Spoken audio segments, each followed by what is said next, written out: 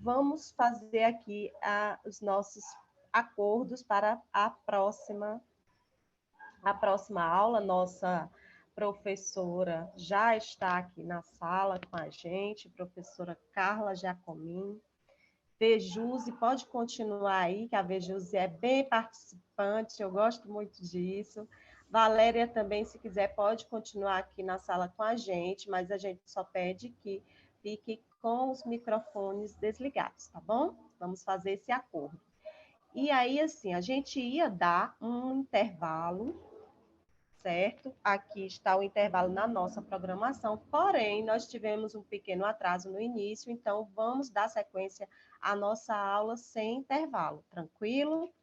Vamos aqui, a próxima aula vai falar sobre controle social na implementação das políticas públicas e a participação popular em espaços de discussão e controle social. Nossa professora aqui é Carla Giacomini, ela é coordenadora da Frente Nacional de Fortalecimento AILPI e vice-presidente do ILC Brasil, Centro Integrado da Longevidade. E também a Carla é ex-presidente do Conselho Nacional de Direitos da Pessoa Idosa. E é gerontóloga também, não é isso, Carla? Por favor, Carla, a fala é sua.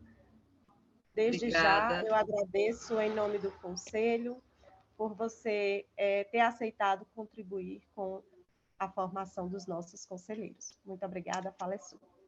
Obrigada, Dalila, obrigada, Alexandre, que eu pude ouvir, obrigada, Vejuse, que eu também assisti. Eu estou com vocês aqui desde o início, mas vocês não estavam me percebendo, né?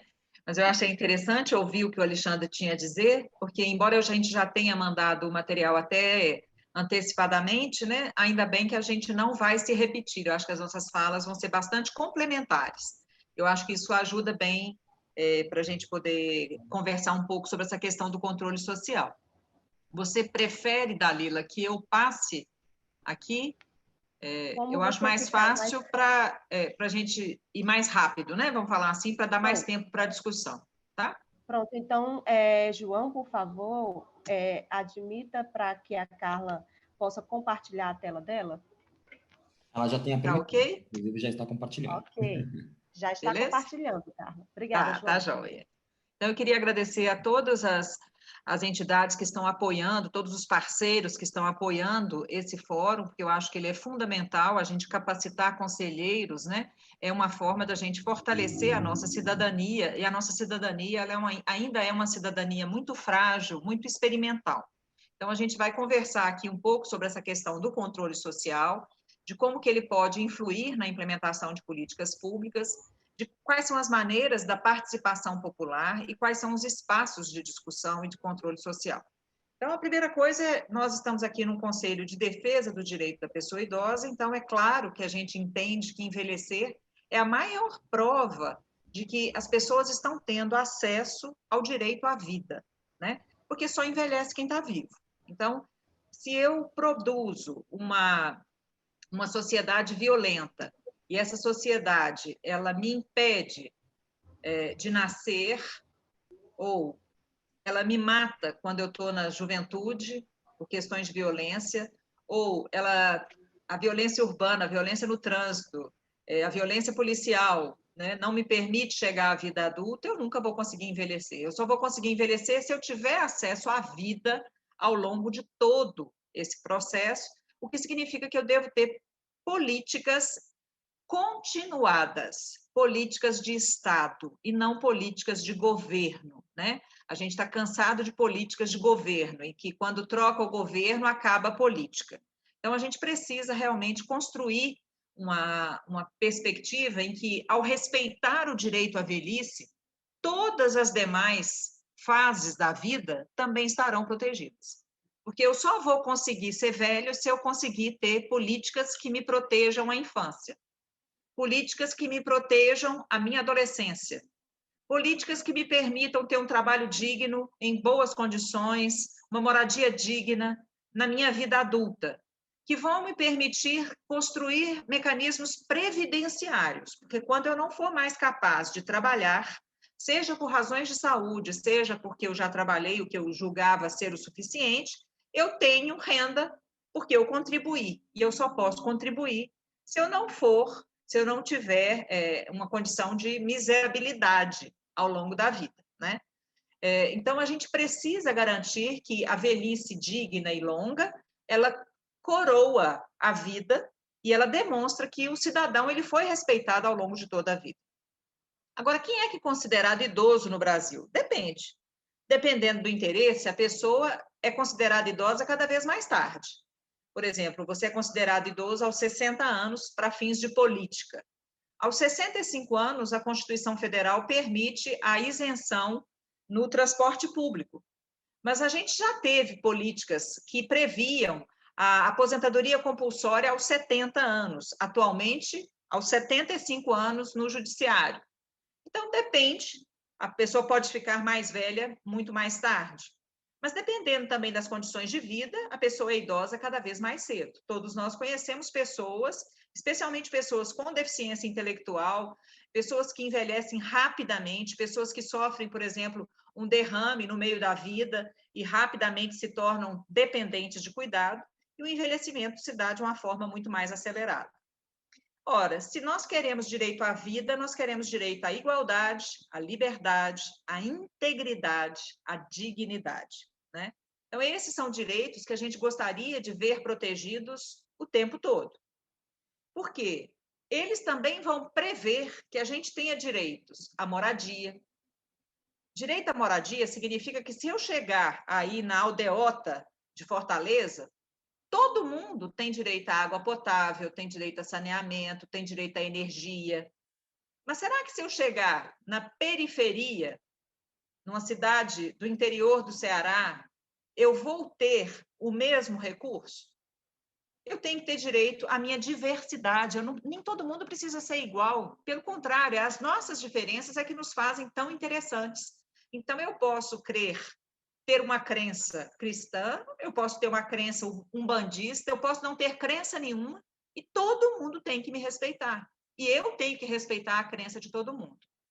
Eu posso ter uma orientação sexual heterossexual, eu posso ser homossexual, eu posso ser travesti, eu posso ser transgênero, eu posso ser qualquer orientação sexual que eu seja de fato. E as pessoas têm que me respeitar. Eu posso ter qualquer orientação partidária. Eu posso ser bolsonarista, eu posso ser petista, eu posso ser PMDBista, eu posso ser pedetista, eu posso ser qualquer coisa. E as pessoas têm que me respeitar. E todo mundo tem que respeitar todo mundo. Mas eu também preciso ter direito ao meio ambiente, eu também preciso ter direito à minha proteção do meu patrimônio, eu tenho direito aos atos da minha vida civil, quer dizer, eu posso casar, eu posso não querer casar, tudo isso eu tenho que ter essa liberdade, né? Eu tenho que ter direito de nascer, eu tenho que ter direito a ter uma morte digna, eu tenho que ter direito a pertencer, então por isso que eu preciso de um nome, e o meu nome, ele registra de quem eu sou filho, qual é a minha família. Eu preciso ter direito a uma educação de qualidade, tanto formal quanto profissional, né? Eu preciso ter direito sociais, né? Direito à saúde, direito à assistência social. Então, eu realmente gostaria que todos nós tivéssemos direitos e todos esses direitos garantidos. E esse direito, ele existe porque no artigo 1º da Constituição está escrito que todo poder emana do povo e que o povo exerce esse poder por meio dos seus representantes eleitos ou diretamente, nos termos da Constituição. Então, esse artigo, ele define que nós somos... Está havendo algum ruído aí? Se puder fechar o... A Vina está falando. Bom, então, esse artigo, ele define qual que é o nosso regime político. E o nosso regime político, ele é democrático. Regime político democrático não prevê censura, não tolera intervenção, não tolera... A democracia, ela prevê que nós temos direito à voz, e a participação, né? Eu posso utilizar dessa democracia e isso vai me permitir participar da vida política por meio dos meus representantes que eu elegi, mas também diretamente. Se eu for chamada a opinar por um plebiscito, por um referendo, eu posso definir leis. Nós, como Conselho aqui Estadual dos Direitos do Idoso da Pessoa Idosa do Ceará, nós podemos fazer uma iniciativa popular de uma lei que nos interesse. Nós podemos promover uma ação popular. Então, o povo pode, sim, atuar no controle e na fiscalização das ações do governo. E é por meio dessa atuação popular, da cidadania, que nós vamos garantir a aplicação correta de recursos públicos, que nós vamos corrigir falhas, eventuais falhas da gestão pública, né? Então, é claro que o voto não tem preço, porque quando a gente vende o nosso voto, a gente está vendendo a nossa consciência, a gente está vendendo a nossa paz, e a gente é responsável por esse voto vendido, né? E isso eu acho assim lamentável que ainda aconteça, que as pessoas ainda troquem o voto por uma camisa, ainda troquem um voto por uma cesta básica, ainda troquem um voto por uma promessa que não vai acontecer, né? O outro artigo da Constituição que eu acho fundamental é aquele que diz que todos são iguais perante a lei, sem distinção de qualquer natureza. Então, todos esses direitos que nós falamos são direitos que nos permitem a nossa igualdade na nossa diversidade, né? Mas será que todos são iguais perante a lei? Nesse país tão desigual, tão absurdamente injusto socialmente, nós não somos iguais perante a lei, nós sabemos disso, né? Nós somos iguais na teoria, mas o acesso à justiça ele é diferenciado, né? O acesso aos direitos também é diferenciado. Então, se todos são iguais, por que a gente tem direitos tão diferentes? Por que na execução dos direitos, né, a gente não tem os mesmos recursos? Por que quando eu falo da minha escolaridade, e eu olho a escolaridade de uma pessoa que colabora comigo, que trabalha comigo, é tão desigual, né? Então, nós precisamos trabalhar na promoção dos direitos, na prevenção da violação de direitos, na proteção dos direitos, né? Na compensação de direitos. Quando eu não tive acesso antes, que eu possa ver isso compensado. Se a sociedade me deve, que eu tenha uma compensação naquilo que eu não tive, né? Que possa acontecer reparação de danos, quer dizer, se eu sofri e o Estado falhou comigo, que eu possa exigir uma reparação de danos e que eu tenha igualdade de condições. Então, isso são situações que o cidadão brasileiro não para pensar. O cidadão brasileiro não está, assim, vamos falar assim, atento a essa necessidade, né, de participação. E aí o doutor Alexandre já falou do artigo 230, que fala que a família, a sociedade e o Estado têm o dever de amparar as pessoas idosas, né, de garantir a participação, e nós sempre trazemos essa dúvida, né? Quem define? Quem define o que é do Estado, o que é da família e o que é da sociedade? Porque o Estado é etéreo, o Estado é qualquer um. A sociedade é ninguém. A sociedade não tem lugar para a gente encontrar a sociedade. Desses três aí, o único que a gente sabe o endereço e o CPF é a família, né? E aí, no Estatuto do Idoso, que também é um marco que o doutor Alexandre colocou, né? O idoso goza de todos os direitos inerentes à pessoa humana. A gente não precisaria de um estatuto se o idoso fosse respeitado. Então, a existência do estatuto já aponta que é preciso lembrar a sociedade de respeitar o idoso. Porque senão a gente não precisava de estatuto. O artigo 5º sendo cumprido, estava tudo maravilhoso, né? Mas na vida real não é assim. A gente acredita e a gente trabalha, como a gente tem certeza que o Conselho Estadual dos Direitos da Pessoa Idosa de Fortaleza e do Ceará trabalham, a gente busca essa pessoa idosa plena de direitos, né? E o artigo 8º do Estatuto do Idoso fala que o envelhecimento é um direito personalíssimo, né? E a sua proteção é um direito social, quer dizer, envelhecer é um direito que ninguém tira de mim. O direito personalíssimo é igual cartão de crédito, eu não posso transferir o meu crédito para você, ele é meu, eu vou arcar com a responsabilidade por ele. Mas a minha proteção a esse direito, ela deve ser social. Se ela é social, quais são os direitos sociais aos quais a gente deveria ter direitos, né? Então, direito à saúde, direito à educação, direito ao trabalho, direito à previdência, direito à assistência social, direito à cultura, direito a transporte público, todos esses direitos que nos permitem viver na comunidade, viver na sociedade. E ele diz mais que a pessoa idosa teria direito à garantia de prioridade. E mais recentemente ele disse que dentre os idosos, os de 80 anos são ainda mais prioritários. Então, a gente vai criando categorias dentro das prioridades.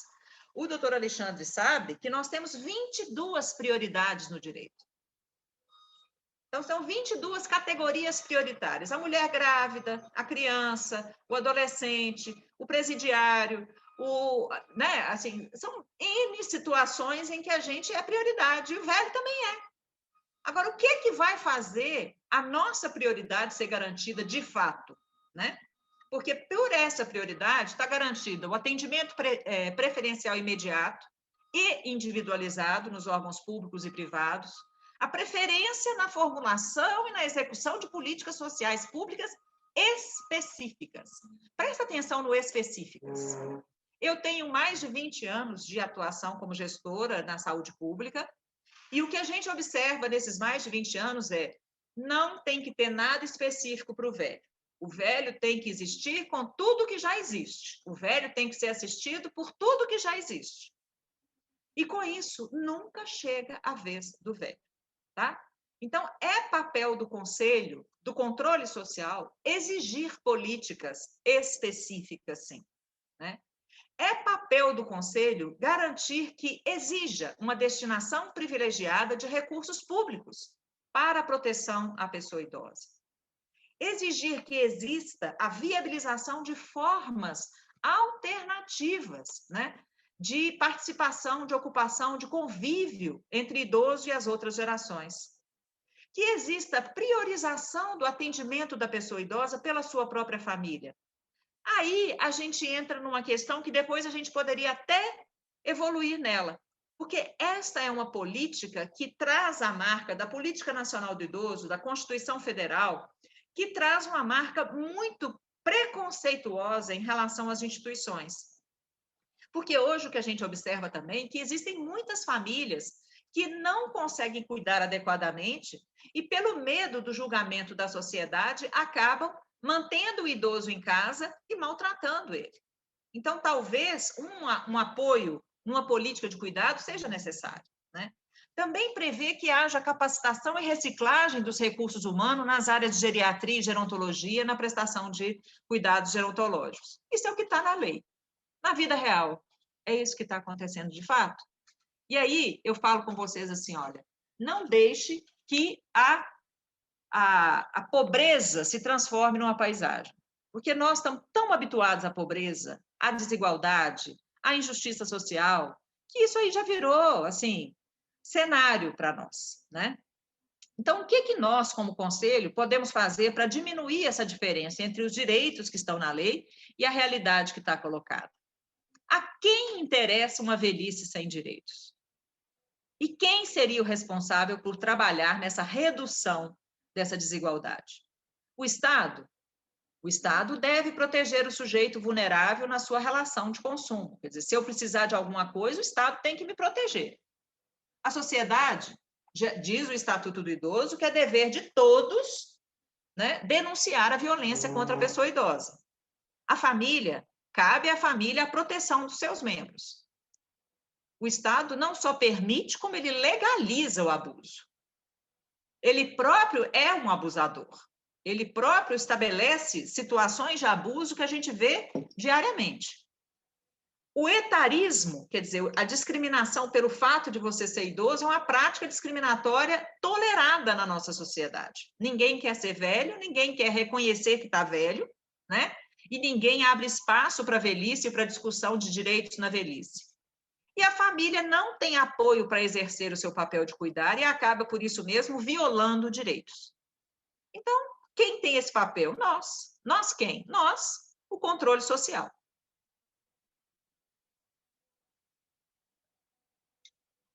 Então, o que é o controle social? Ele pode ser um controle dito formal, quer dizer, a própria lei que estabelece O controle, eu não posso andar pelado na rua.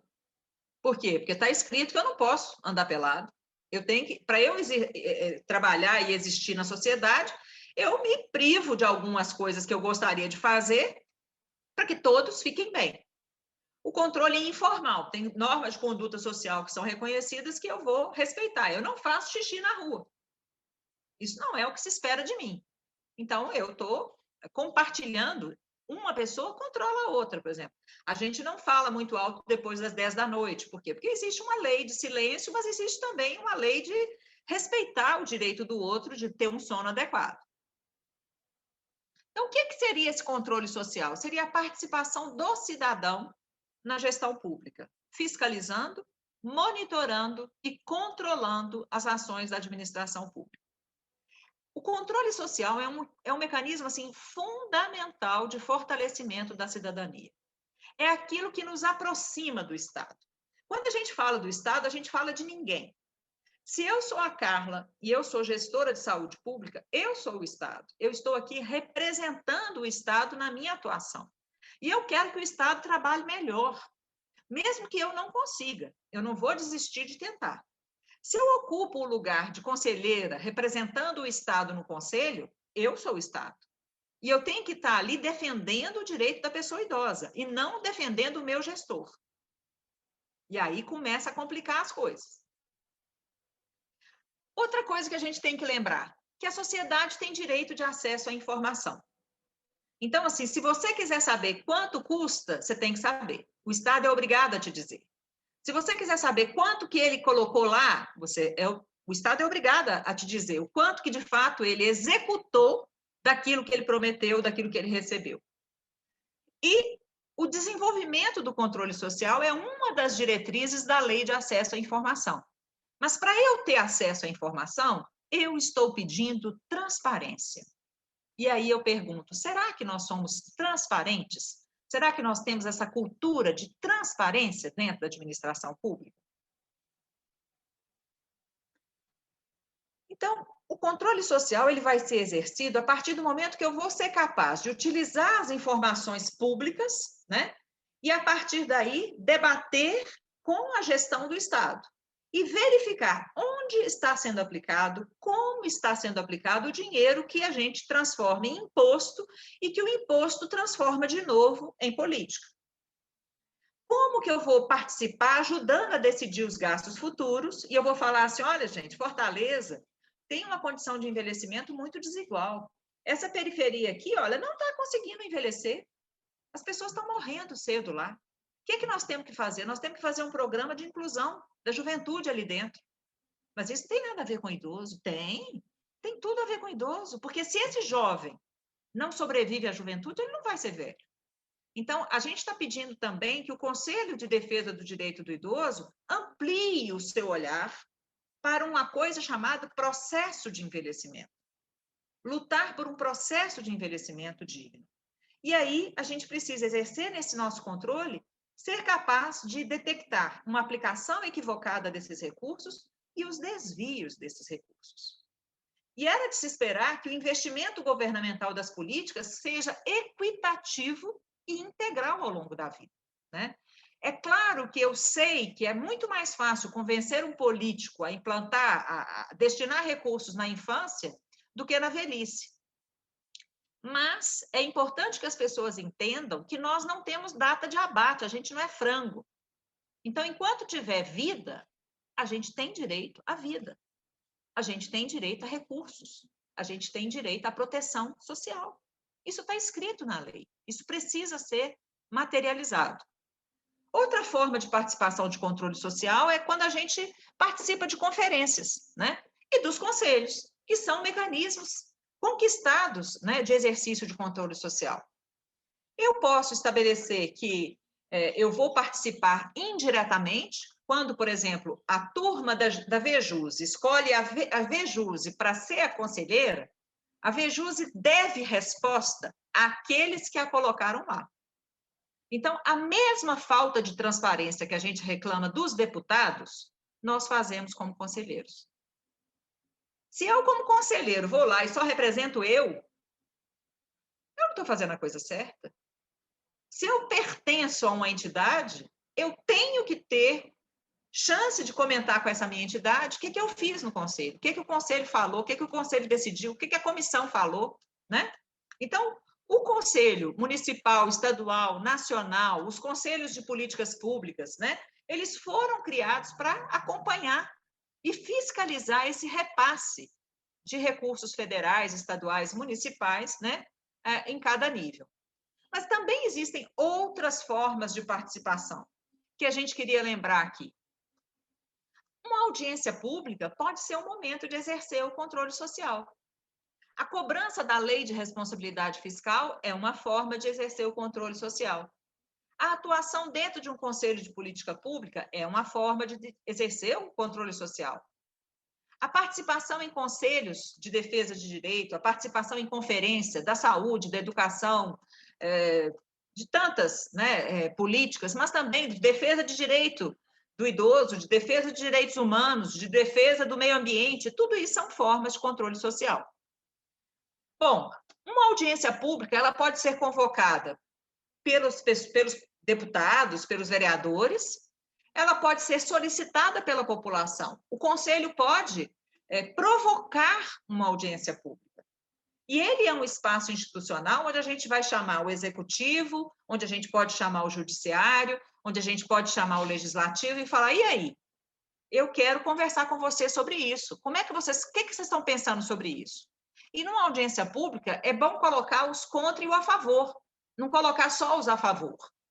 Porque, assim, não é só o a favor que vai garantir que vai acontecer, né? A gente tem que, na democracia, exercitar, e é exercitar mesmo, né? A tolerância com as opiniões que divergem da nossa. Então, quais assuntos, essa é a primeira pergunta que eu deixaria para o fórum de vocês. Quais assuntos interessariam ao CEDI debater numa audiência pública?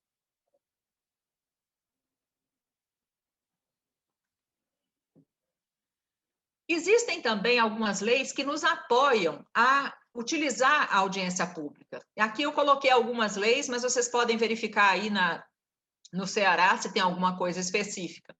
Mas, por exemplo, a lei de licitação, quando existe uma licitação de uma coisa que vai dar muito recurso, isso já prevê que haja uma audiência pública, né? O orçamento participativo é outro mecanismo, né? Orçamento participativo é quando a gente destina que uma parte daquele orçamento, do orçamento público total, uma parte dela, eu vou dar para o povo decidir o que ele quer fazer com ele. Eu vou pegar uma parte dela e vou falar assim, não, isso aqui é você que vai falar como que eu vou utilizar. Então, nesse sentido, o orçamento ele fica aberto para os cidadãos, né? E o povo vai analisar e opinar como vai aplicar esses recursos. Nesse sentido, também, o cidadão deixa de ser um coadjuvante e ele vira um protagonista. Ele vai para lá e fala, eu quero que seja construção de uma escola no meu bairro. O outro fala, não, eu preciso de uma instituição de longa permanência pública aqui, porque os idosos estão sofrendo muito por isso.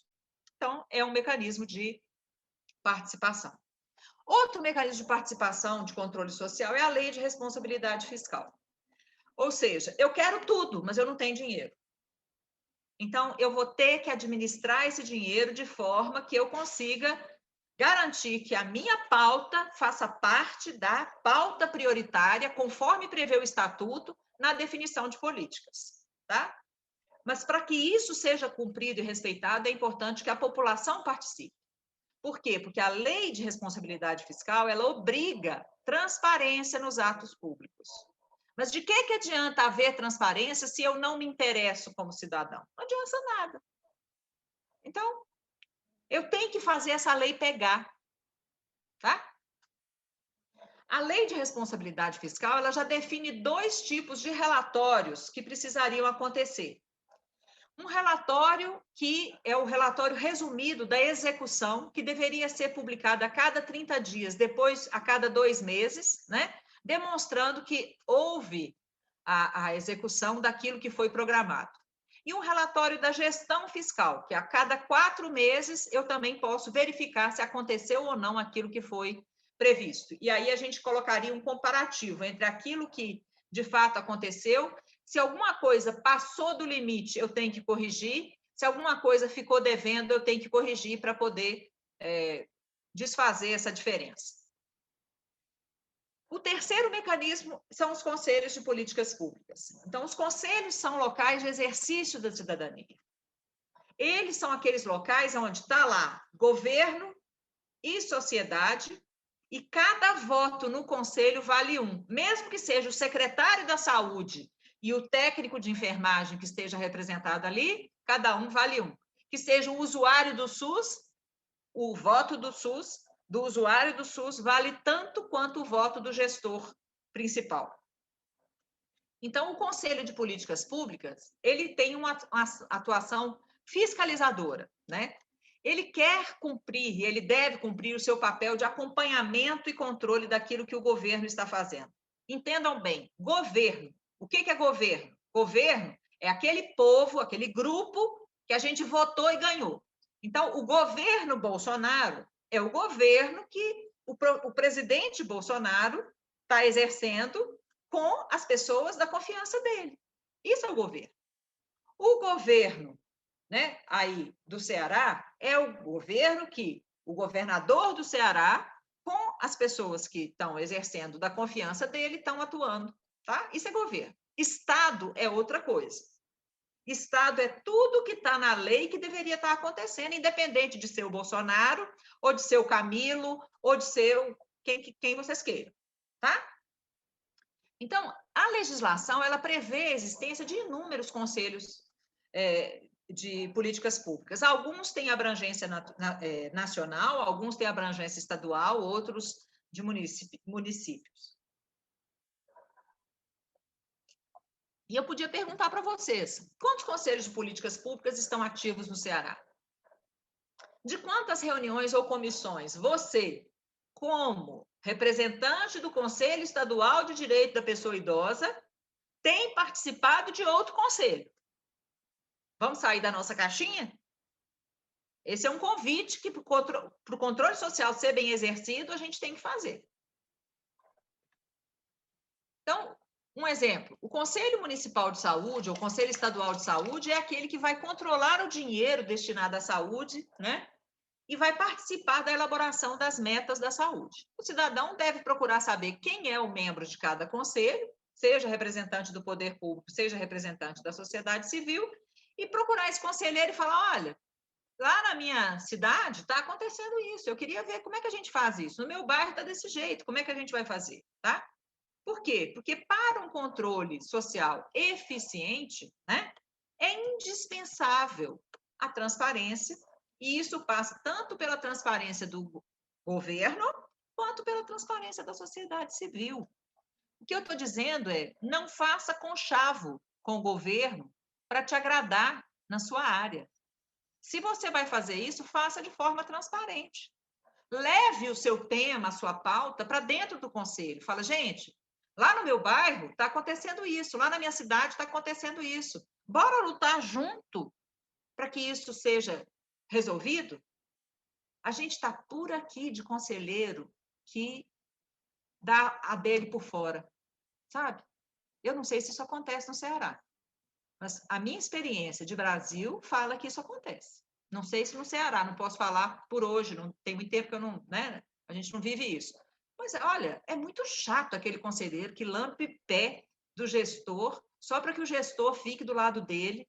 Não é por aí, gente. Nós estamos falando de outro espaço, um espaço democrático, tá? Então, o Conselho de Defesa de Direitos é aquele que busca apoiar a construção de políticas direcionadas a determinados públicos. Então, o Conselho de Defesa de Direitos da Igualdade Racial, eu vou querer lutar pela igualdade social. De defesa de direito da mulher, eu vou lutar pelo direito da mulher. De defesa de direito da população LGBT, eu vou lutar por essa população. De defesa de direitos da criança e do adolescente, esse é o meu público-alvo, esse é o público que eu vou trabalhar muito, né? Quantos conselhos de defesa de direitos estão ativos no Ceará? E de quantas reuniões você tem participado destes outros conselhos? Eu volto a insistir da gente sair da caixinha.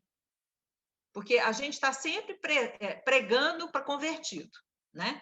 Então, assim, o difícil é a gente levar um debate do Conselho do Idoso lá para o Conselho da Mulher, e a mulher se reconhecer idosa. Tá? Porque, por exemplo, a Lei Maria da Penha é a defesa da mulher. Mas quando a mulher é uma mulher idosa e sofre violência, por que a gente não aplica a Lei Maria da Penha na mulher? Ela deixou de ser mulher? Né?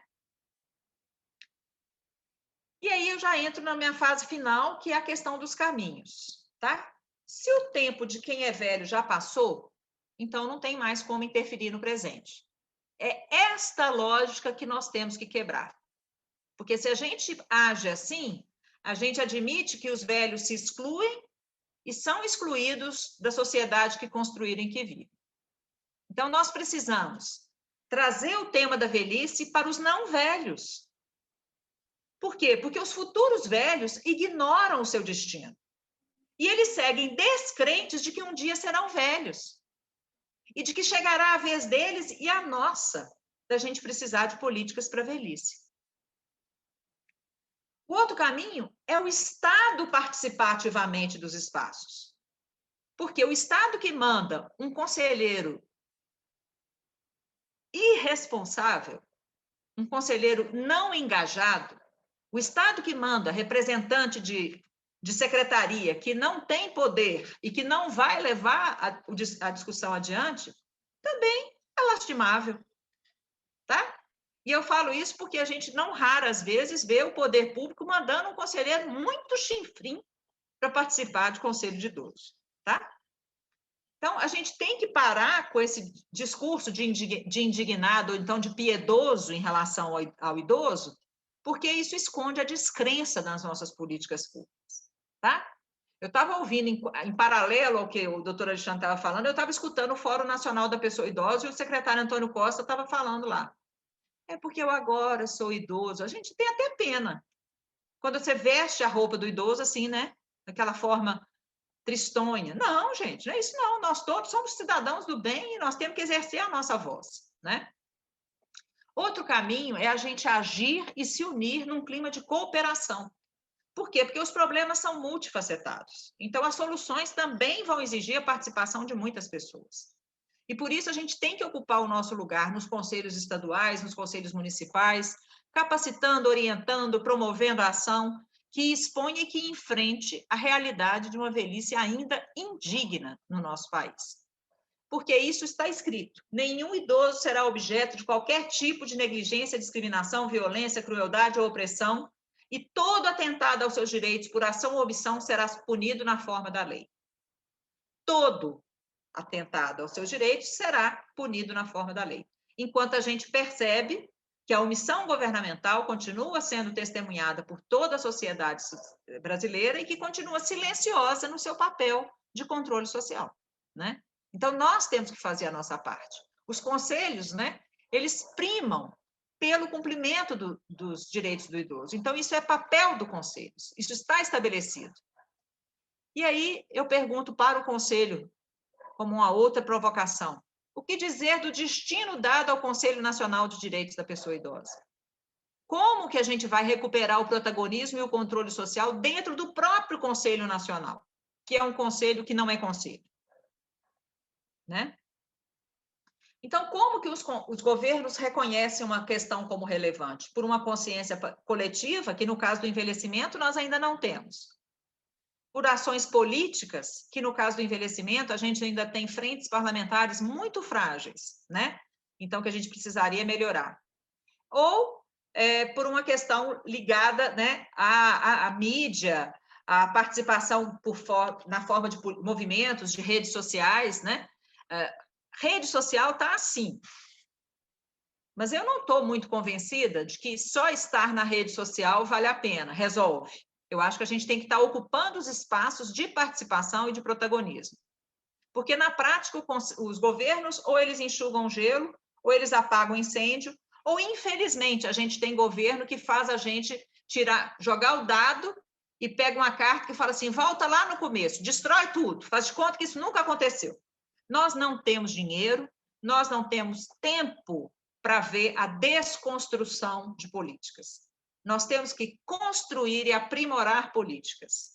Então, um governo que baseia na desconstrução de políticas é um governo que está agindo mal.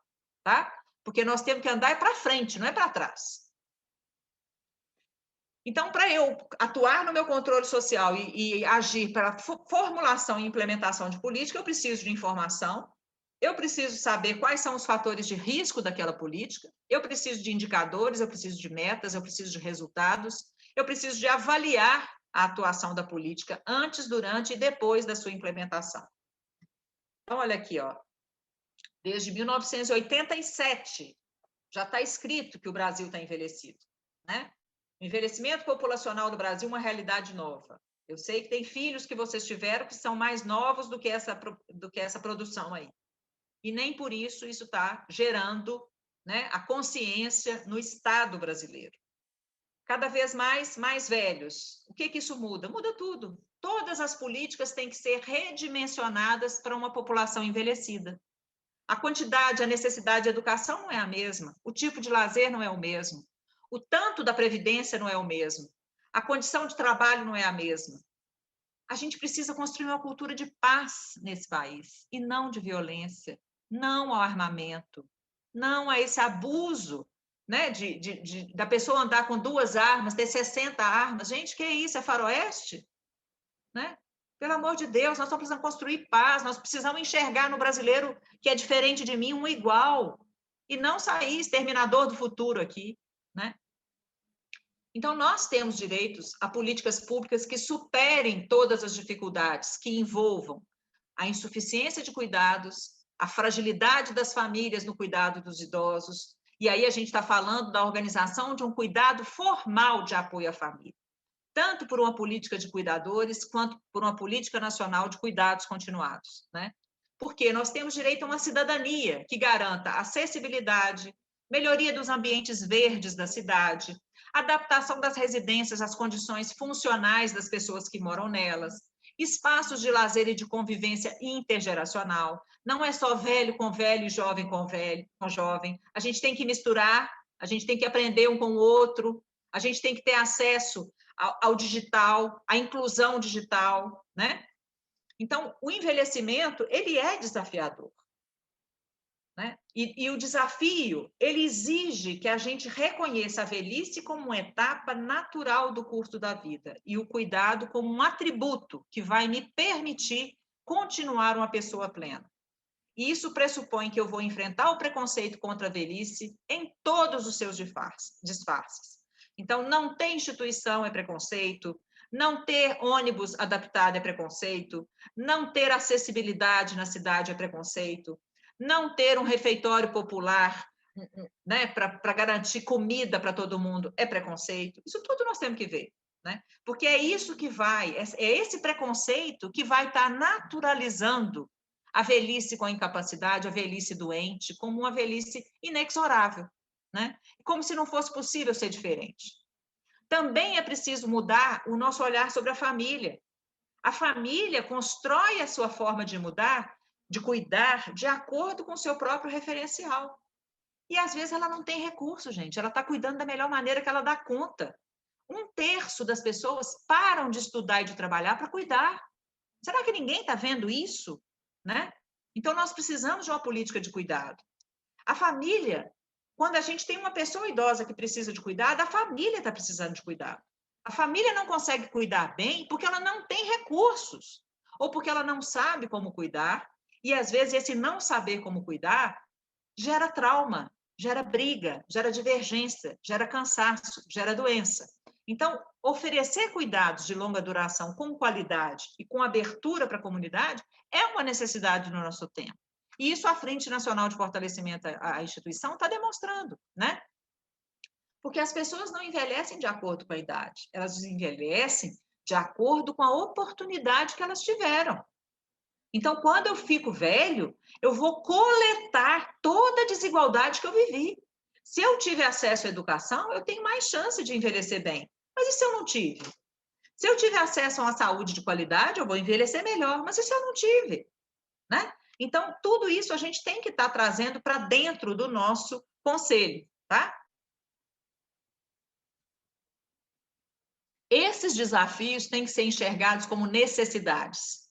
E esses desafios e essas necessidades têm que se transformar em perspectivas. A gente tem que produzir um futuro diferente, né? Como? Por meio da educação. A educação para envelhecer com saúde, a educação para viver em comunidade, a educação para construir solidariedade, a educação para cuidar. A educação porque nós estamos gestando as nossas velhices.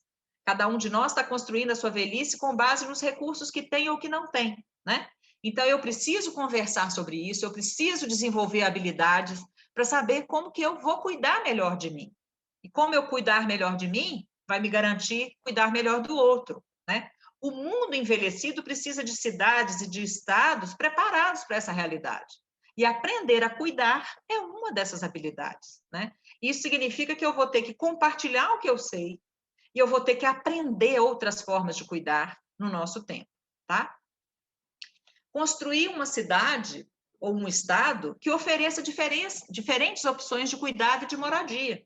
Não só a instituição de longa permanência, mas república, casalar, né?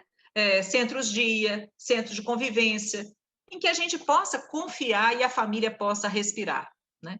Então, eu acredito que o Conselho Estadual tem muita coisa para fazer, muita coisa. Se vocês estão parados, vocês estão perdendo tempo, porque assim, o que não falta é serviço, né? Agora, como que a gente vai se organizar para planejar a nossa atuação? E aí, essa é a terceira pergunta que eu faço para vocês. Como organizar para planejar a nossa atuação, né? Porque a efetividade dos mecanismos de controle social, ela depende da nossa capacidade de mobilizar a sociedade.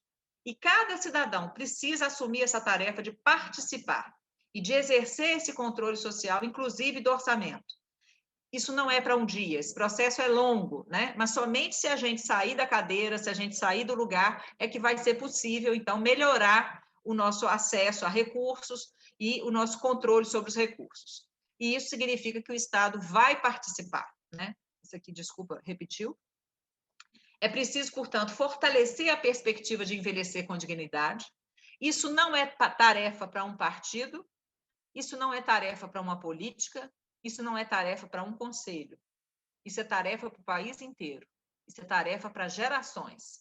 Mas a gente está fazendo a nossa parte. Eu acho que a garantia é essa, né? E aí eu termino com o Tiago de Mello, que fala, Tiago, né? Que é aquele poeta amazonense. Pois aqui está a minha vida, pronta para ser usada. Vida que não se guarda, nem se esquiva, assustada. Vida sempre a serviço da vida, para servir ao que vale a pena e o preço do amor. Muito obrigada.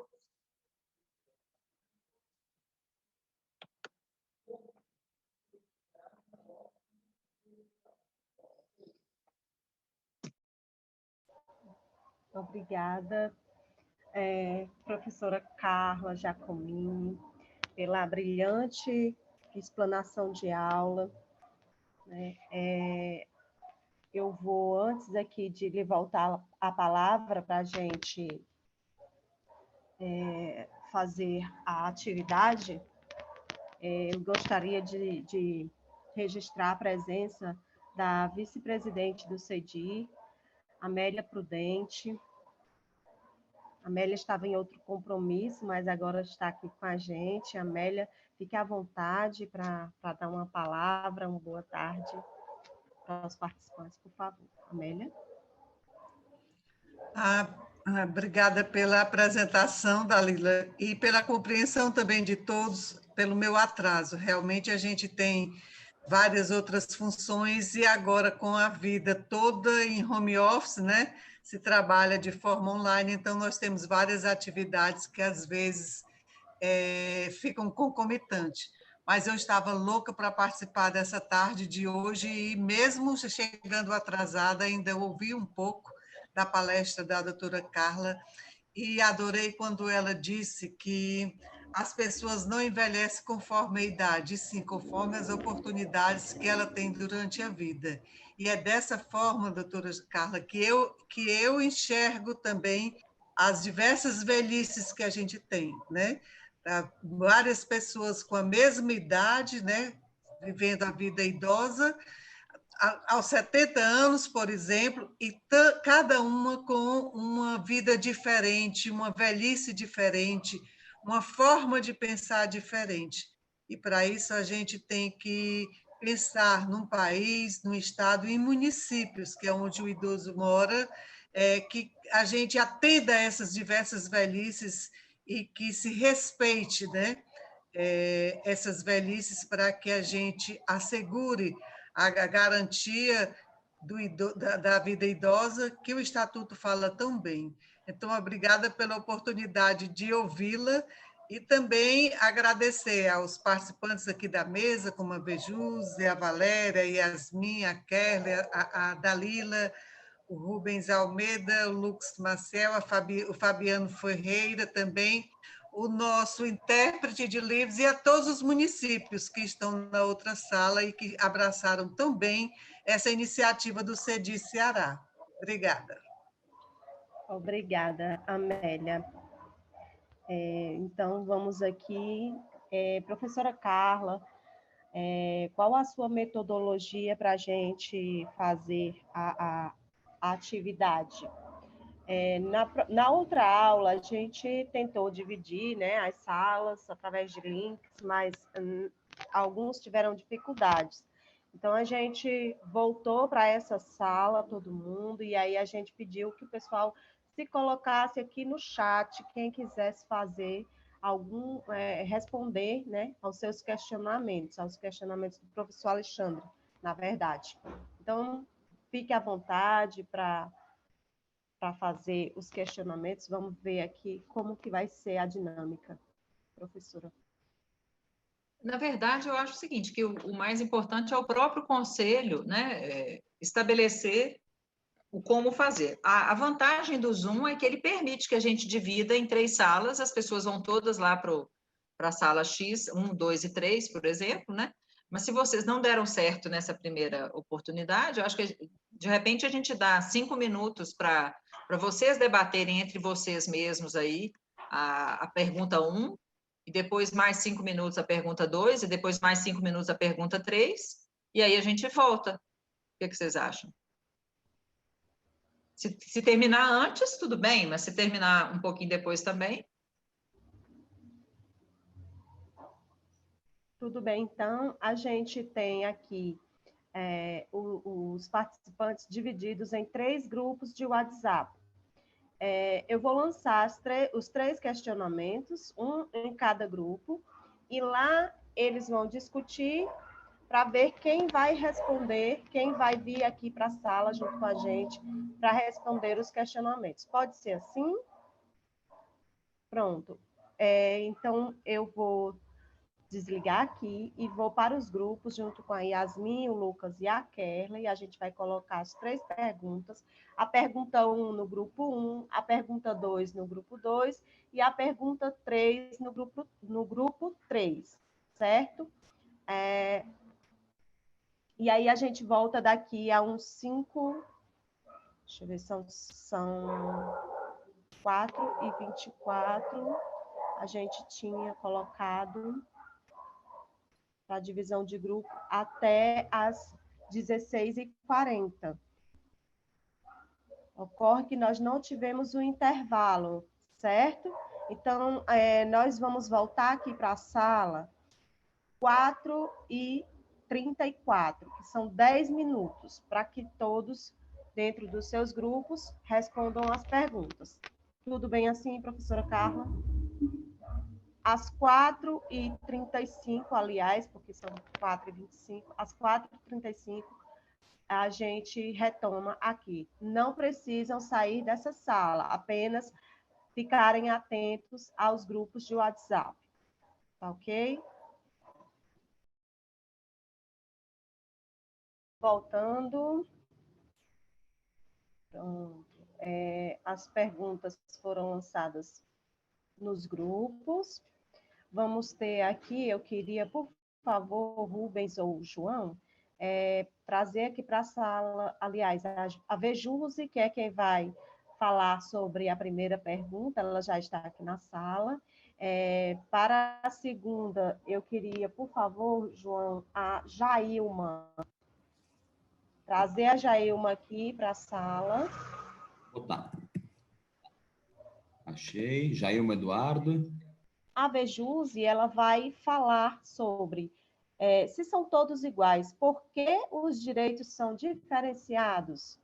Vejuse, você tem 3 minutos de fala, tá bom?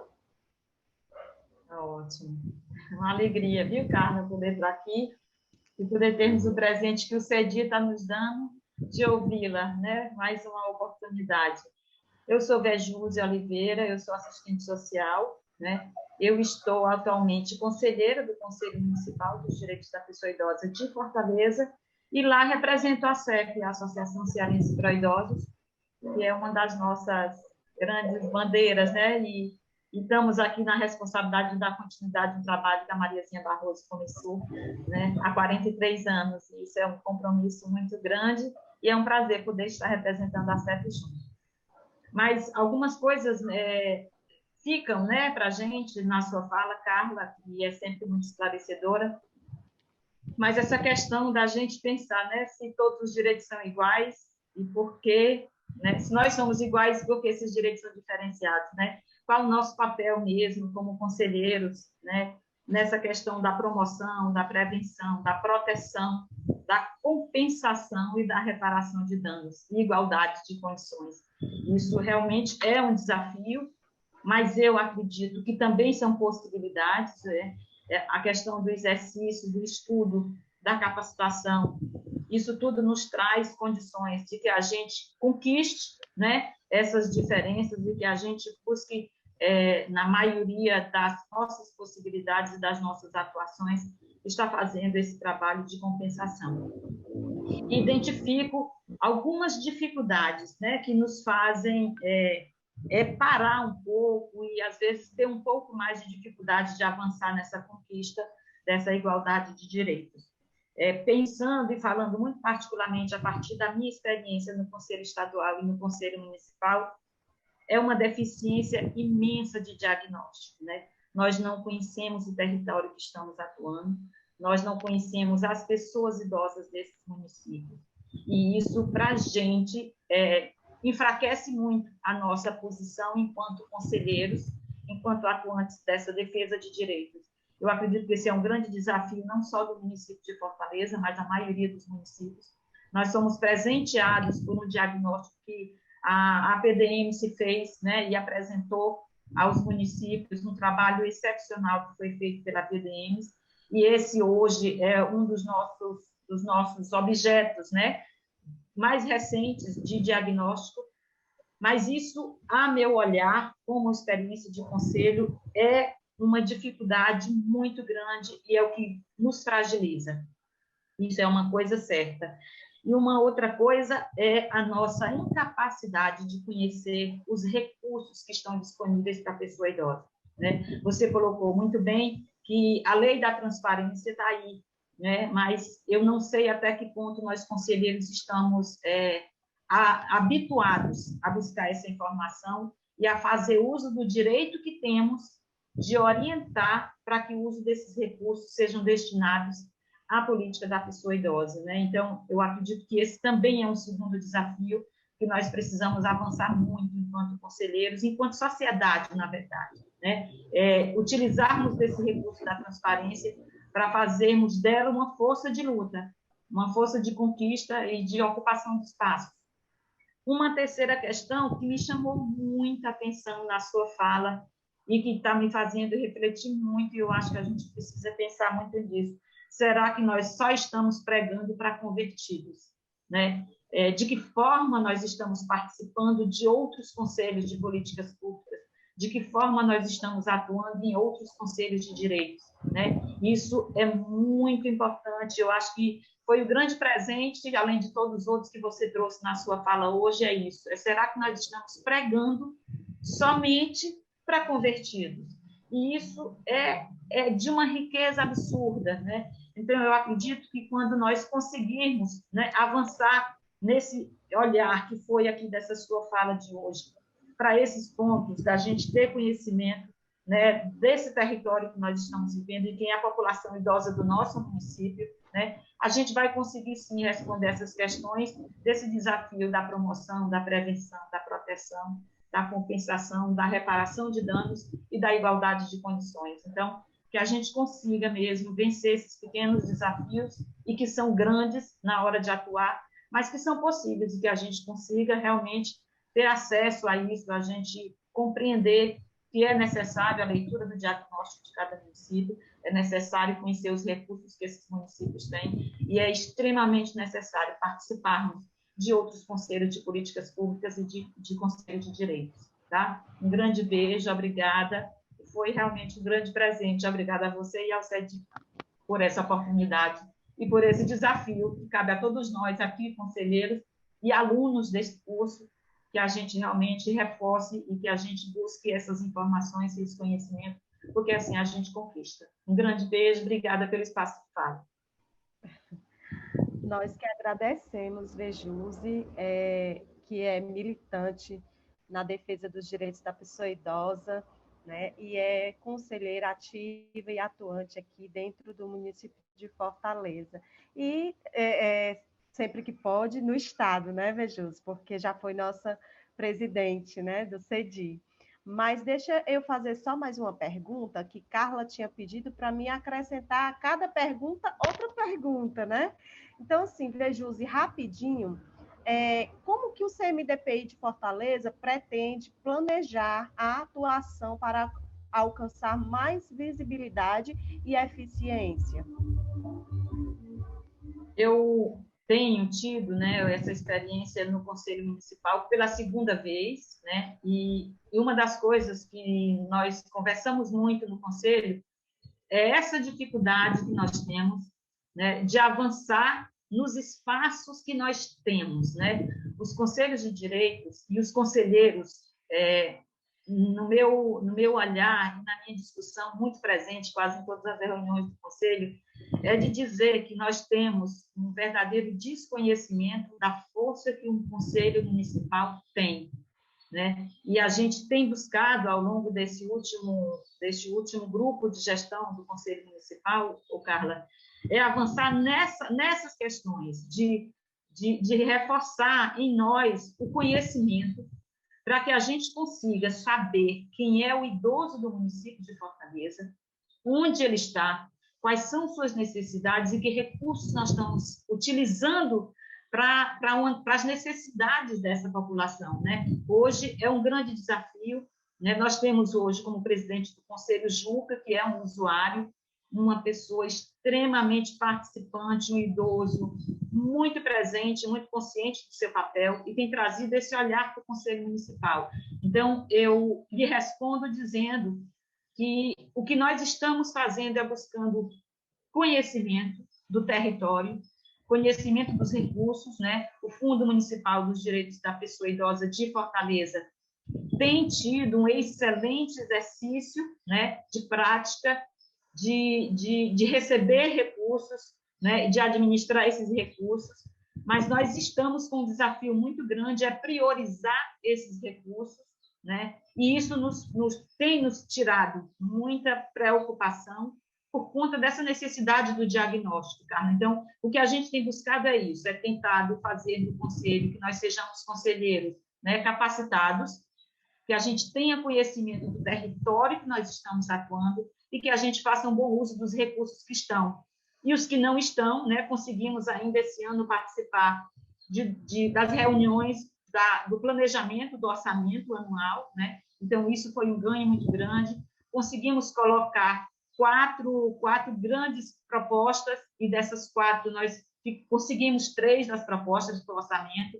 Então, foi um ganho muito grande, né? Estamos de parabéns enquanto Conselho Municipal, mas a grande luta é essa, é formação, é conhecimento, né? É saber fazer uso da informação que nós temos em relação a recursos, né? E transformar isso em ação. Esse é o grande desafio do Conselho Municipal, e é assim que nós estamos buscando, né? Nos apresentarmos à sociedade enquanto pessoas que estamos ali para representar a população idosa e fazer com que esses direitos deles sejam respeitados.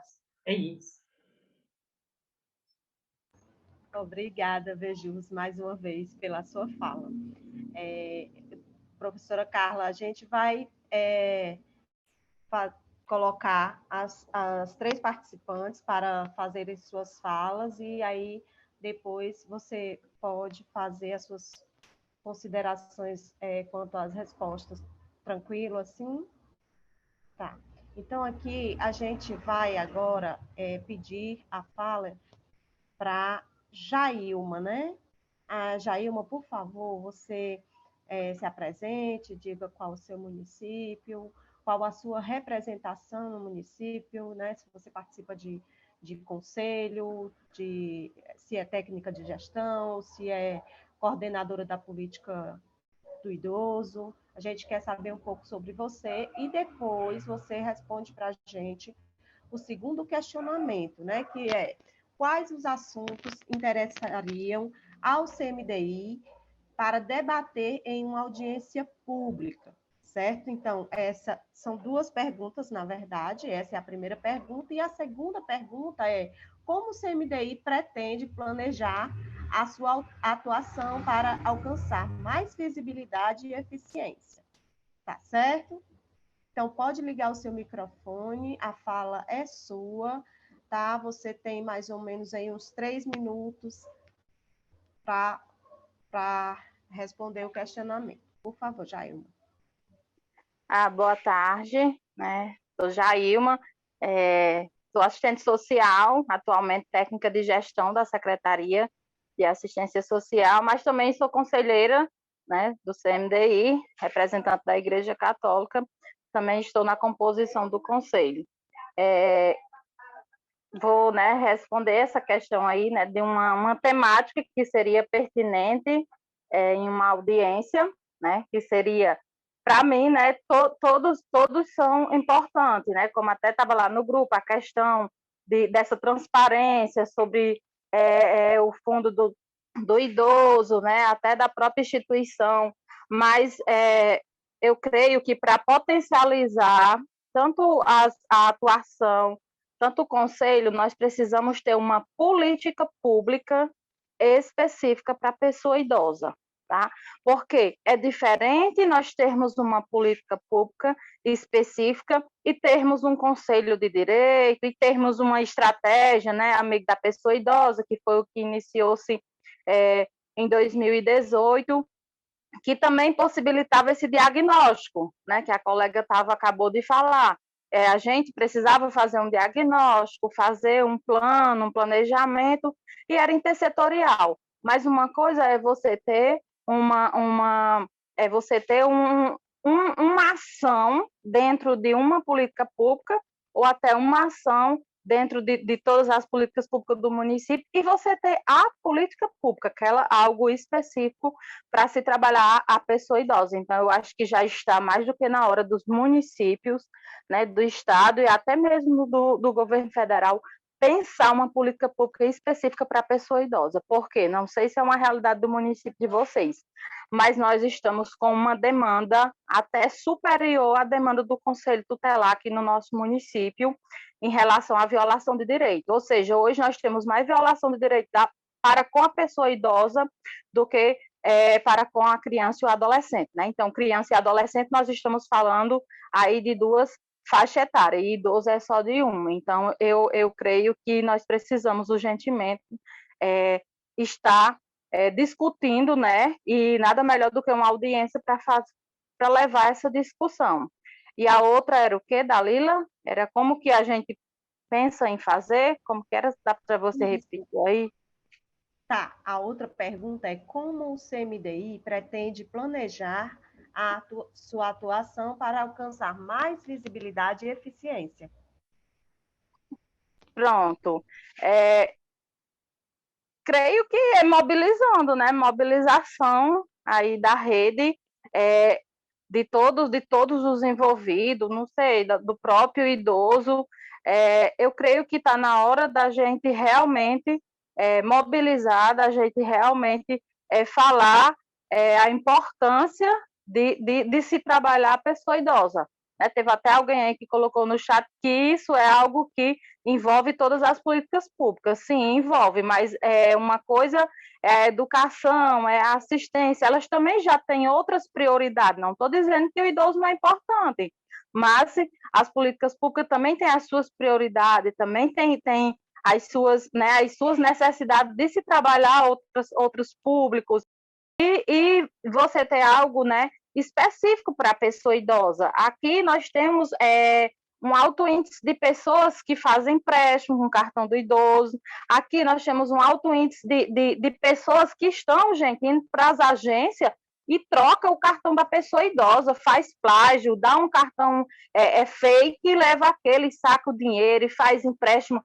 Então, assim, isso é preocupante. Nós tivemos que ir até o banco, nós já tivemos que fazer várias ações, mas é diferente, porque nós, conselheiros, nós também estamos em outras atribuições, nós temos outras coisas, outras, né, prioridades também em âmbito da nossa profissão. Então, é diferente você ter uma política pública específica para a pessoa idosa, onde você vai ter profissionais atuando diretamente naquela política, pessoas que vai ter aquele olhar direcionado especificamente para o idoso. Então, eu acho que já está, né, está na hora de nós pensarmos aí em trazer esse debate, né, para nossos conselhos. Inclusive, eu já até iniciei no conselho já essa temática, né, dessa necessidade de se pensar algo maior para a pessoa idosa.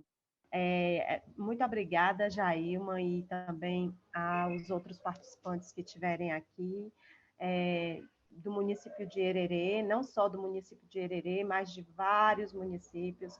A gente vai trazer aqui na próxima aula um levantamento de quantos municípios a gente conseguiu alcançar com esse curso, né, trazer essa informação para vocês. Acho que eu sempre gosto, né, da participação dos municípios nas nossas atividades. Aqui a gente tem a Amélia, que ela é uma defensora da participação dos municípios em todas as atividades do CEDI.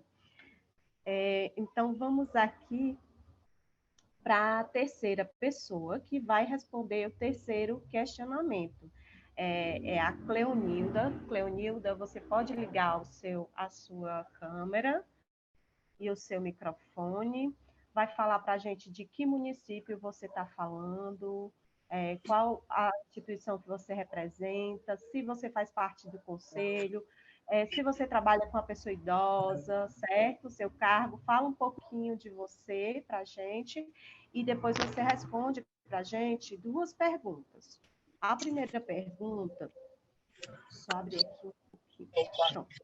Quantos conselhos de políticas públicas e de direitos são ativos no Ceará? Eu acho que isso aqui a Cleonilda não vai saber responder, mas ela vai falar sobre o conselho dela, provavelmente, de quantas reuniões ou comissões nestes outros espaços você tem participado. Essa é a primeira pergunta, Cleonilda. Como a nível estadual, você pode responder falando apenas do seu município, e daqui a pouco eu falo para a Carla sobre os conselhos ativos no nosso estado. Tá bem? Tá ótimo. E depois tem a segunda pergunta. Pode responder a primeira. Pronto. Eu me chamo Cleonilda. Atualmente estou como secretária executiva dos Conselhos Municipais de São Gonçalo do Amarante. No momento, eu tenho como responsabilidade 6 conselhos municipais: o conselho da pessoa com deficiência, o idoso, o da mulher, o da criança e adolescente, e são muitos. Da mulher, do idoso, da criança, do adolescente, da pessoa com deficiência, e o CMAS, né, que é da assistência social. Nosso município, a gente tem atuado nessas ações. Os conselhos, eles estão ativos, né, funcionando periodicamente, mensalmente. A gente só teve um atraso devido o início da gestão, mas ele está atuando, né?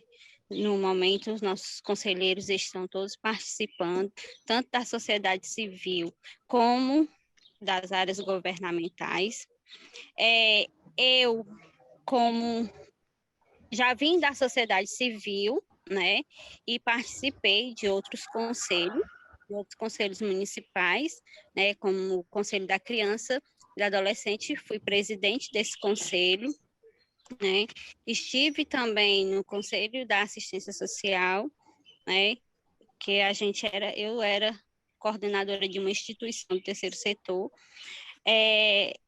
Eu creio que o Estado, como exemplo, ele também tem muitos conselhos funcionando, né?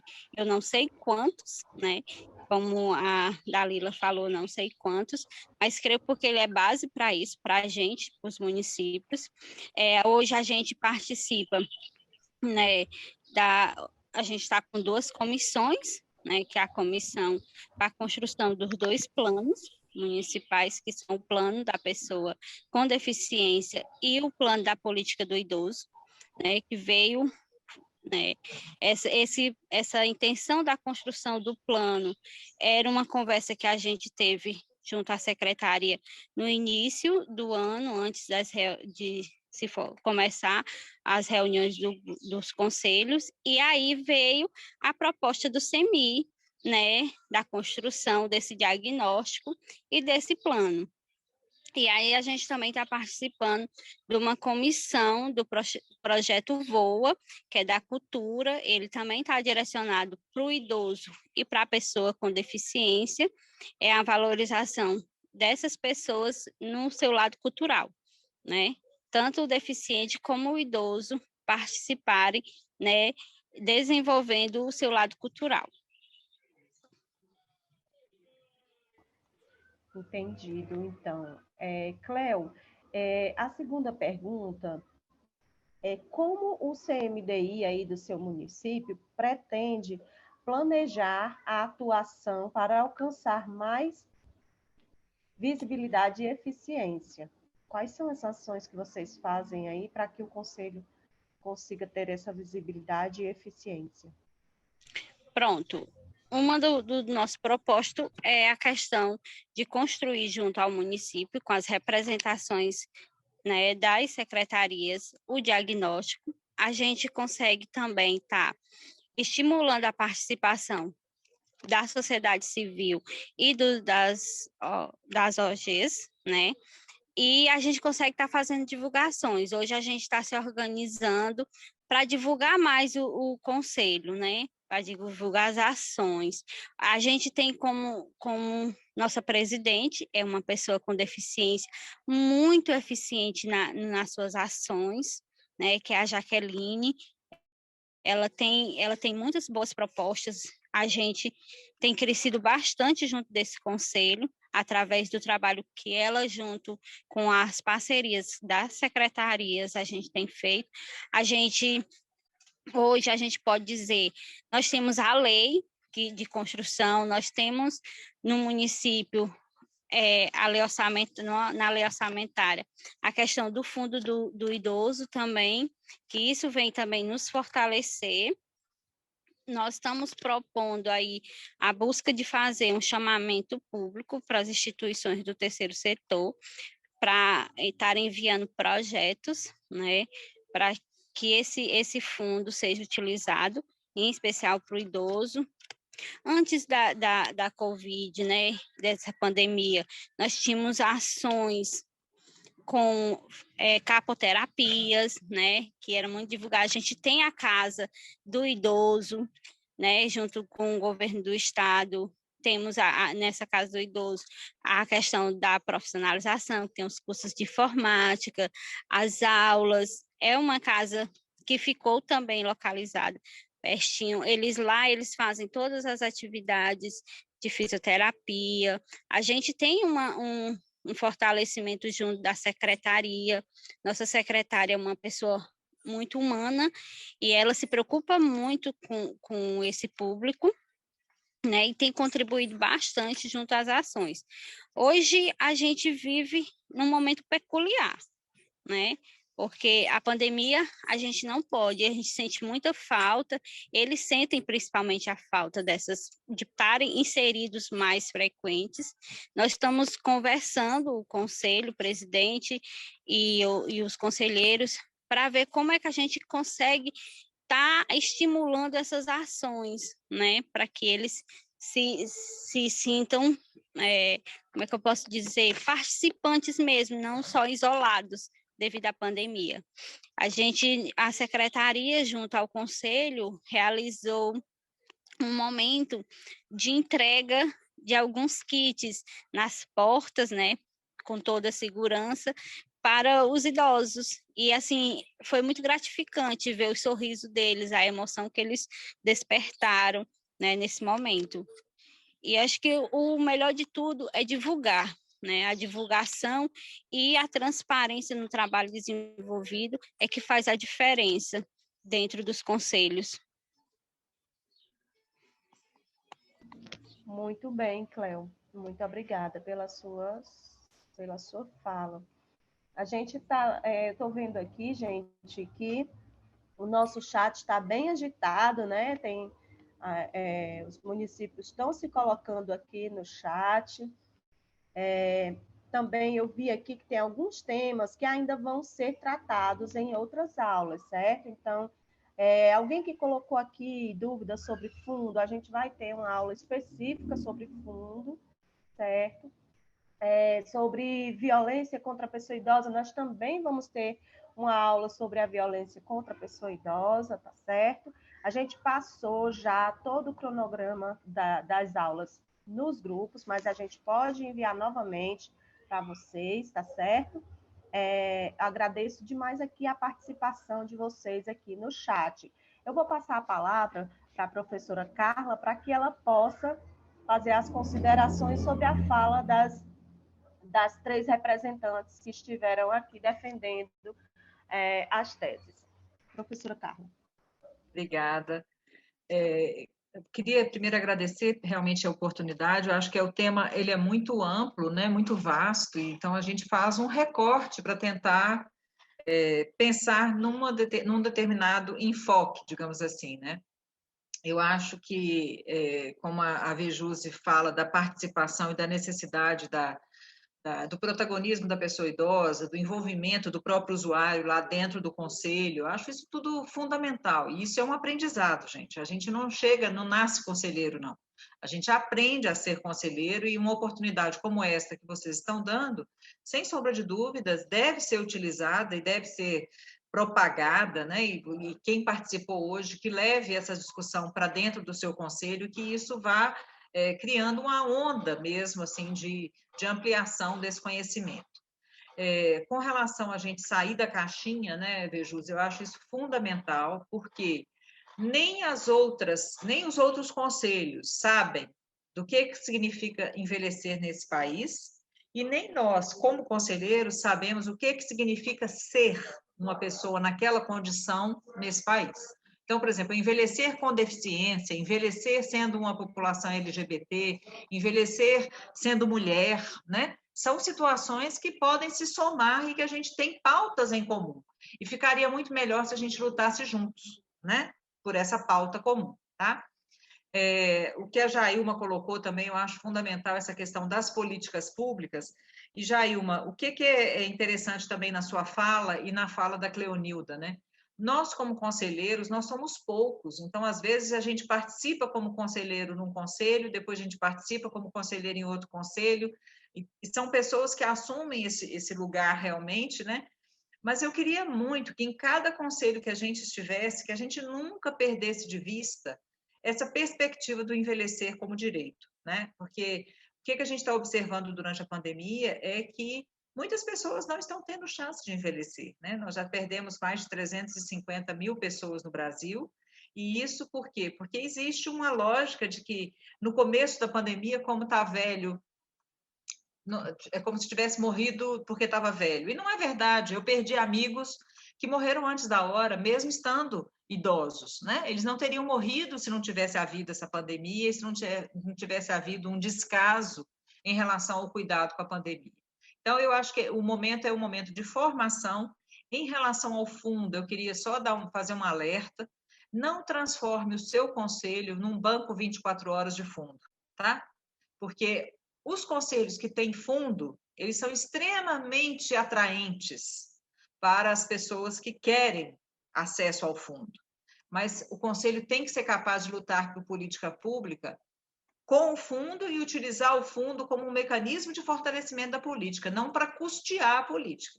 Porque se ele utilizar do fundo para poder bancar uma política que o Estado devia estar fazendo, não é legal. A gente tem que somar. A gente tem que somar e ter cuidado para não virar só gestor de fundo, o que é muito frequente quando as pessoas têm fundo. Tá bom? Agradeço de coração.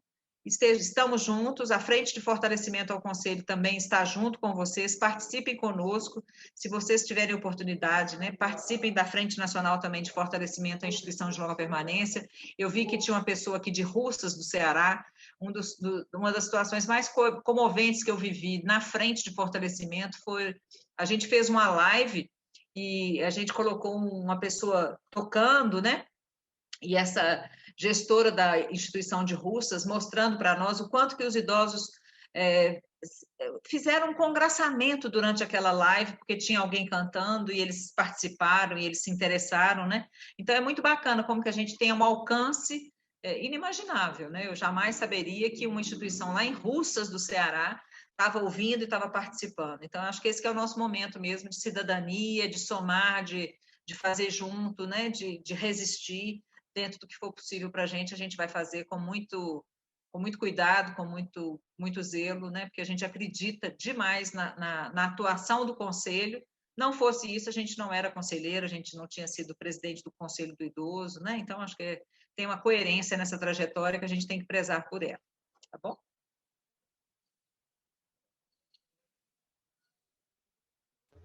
Muito obrigada, professora Carla, gente. Que agradece imensamente a sua contribuição para essa formação. E eu acho que até já falei demais hoje na nossa formação, vou passar para a nossa vice-presidente, Amélia, para que ela faça suas considerações finais. Só um pouquinho antes de a Amélia fazer as considerações finais, eu já lembro a vocês que próxima terça-feira nós teremos mais uma aula do nosso curso de formação. A nossa próxima aula vai ser sobre os dilemas da democracia nos conselhos de idoso, com a doutora Gita Grindebert. Ela que é professora titular do Departamento de Antropologia da Universidade Estadual de Campinas, da Unicamp. E aí a gente vai ter o início de 3 aulas, né? Que são 3 aulas sobre a finalidade e atribuições do Conselho de Direitos da Pessoa Idosa. Essa primeira aula a gente vai ter com a professora e assistente social, a Adriana Alcântara, ela que é doutora em Antropologia Social e docente no curso de Serviço Social da Unifametro. O horário é o mesmo, a partir das 14 horas, tá bom? Então, vou passar aqui para a Amélia, para que ela faça as considerações finais. Amélia, por favor. Dalila, a gente não consegue fazer nada sozinho, né? Então, assim, enquanto conselheira e vice-presidente desse conselho, a gente tem muito que agradecer, viu, doutora Carla, a equipe do CEDI, né? Aos técnicos mesmo que estão lá na linha de frente, como a Dalila, a Kerley e outros profissionais que contribuem, porque todo esse trabalho de mobilização, de organização dos palestrantes, isso tudo ficou na competência da equipe do CEDI, e eles estão demonstrando e a Vejus também eu acho que concorda comigo, pela grade de profissionais trazidos aqui para ministrar palestras sobre as temáticas. Então, a gente vê que é um curso de alto nível, e esse curso, quando ele foi pensado, gente, foi pensado justamente do que a professora Carla acabou de falar, criar uma onda. Nós não temos aqui a participação de 100 municípios, cada município com todos os seus conselheiros. Nós temos a participação de 100 municípios com 1 ou 2 ou 3 representantes de cada município desse. e aí vem a história de criar uma onda. Esse mesmo conteúdo que a gente está vendo aqui, a gente quer que vire uma onda, que seja uma formação para formador, que lá no Conselho, de forma virtual mesmo, porque a gente não está podendo se encontrar pessoalmente, essa formação seja reverberada, seja repassada, seja entendida, discutida, porque há pouco tempo a gente ouviu também das sábias palavras da professora Carla, que ninguém nasce sabendo ser conselheiro. Isso é um aprendizado diário. E vocês estão tendo, viu, municípios, vocês estão técnicos municipais, vocês estão tendo a oportunidade de ter esse aprendizado através desse curso com pessoas altamente capacitadas, com expertise nas temáticas que foram selecionadas para serem abordadas nesse curso. Então, muito obrigada a cada município participante, muito obrigada aos palestrantes, muito obrigada aqui às pessoas da mesa, a SPS, todos os parceiros que estão contribuindo, e a professora Carla, o nosso agradecimento muito especial. Lembre-se sempre do nosso Ceará, que aqui a gente gosta de fazer história e fazer bem feita. Obrigada. Uma boa tarde para todos.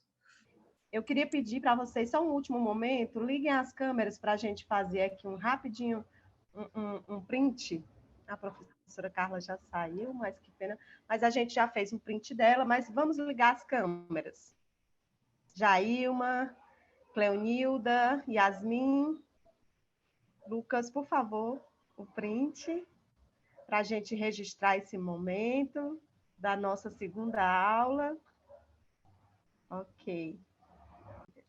Obrigada a todos, Lucas. Todas.